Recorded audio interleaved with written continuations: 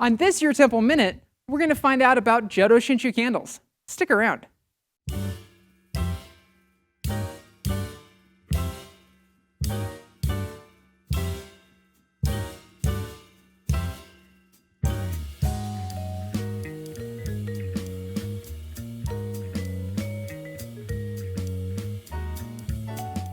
In front of me are 3 candlestick holders that you may find associated with Jōdo Shinshū Buddhism. These 2 are from the Onaijin here at the Tri-State Denver Buddhist Temple, whereas this one is from a home obutsudan. All 3 of them, however, are still candlestick holders and are known by the name Roso Kutate, which in Japanese literally just means candlestick holder. All 3 of them are ornate and special in different ways. First, let's take a look at this big one over here. This comes from the Maya-joku, or the front table, in front of Amida Buddha. It's a 3-legged candle stand, and it has different scenes that can be found rooted in the Buddhist sutras.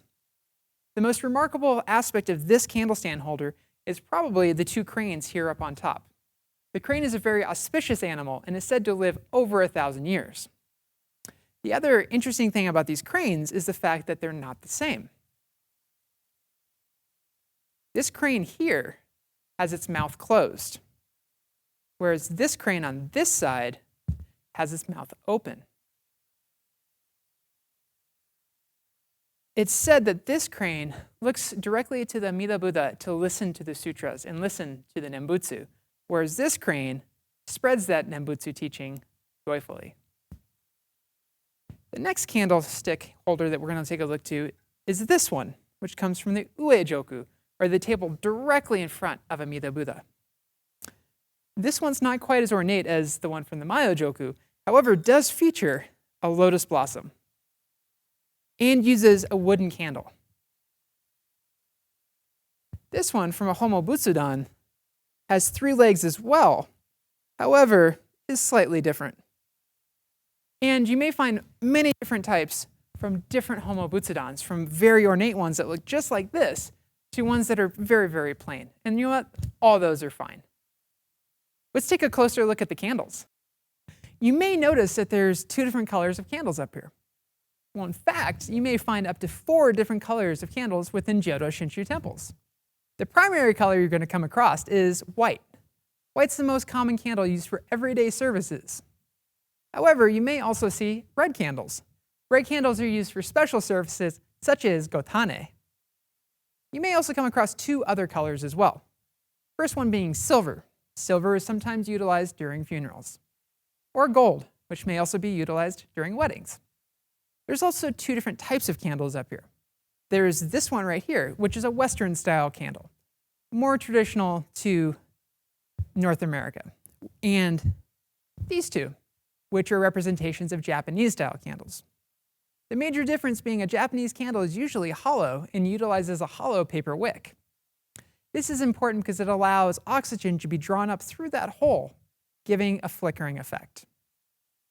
However, due to many fire codes here within North America, we don't utilize these candles very often. And that's okay, and it's a good example of impermanence.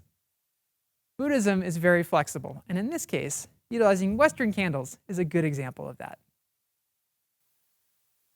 For Jōdo Shinshū Buddhists, the light of a candle is very important. The light represents the light of Amida Buddha breaking through the darkness of greed, anger, and ignorance. And as Jōdo Shinshū Buddhists, we acknowledge the fact that we have greed, anger, and ignorance within us. So thusly, we don't want to use our breath to blow out the light of Amida or this candle. So there are 2 acceptable methods to extinguish a candle within Jōdo Shinshū Buddhism. The first is utilizing your hand in a fanning motion, such as this. The second appropriate method to extinguish a candle would be using a candle snuffer, such as this.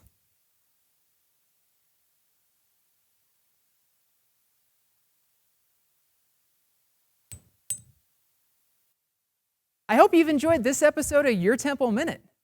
If there's something you want to see on the next episode of Your Temple Minute, make sure you leave it in the comments section below. And if you want to know when the next Your Temple Minute comes out, hit that subscribe button. And remember, you're good, just as you are. Sono Mama.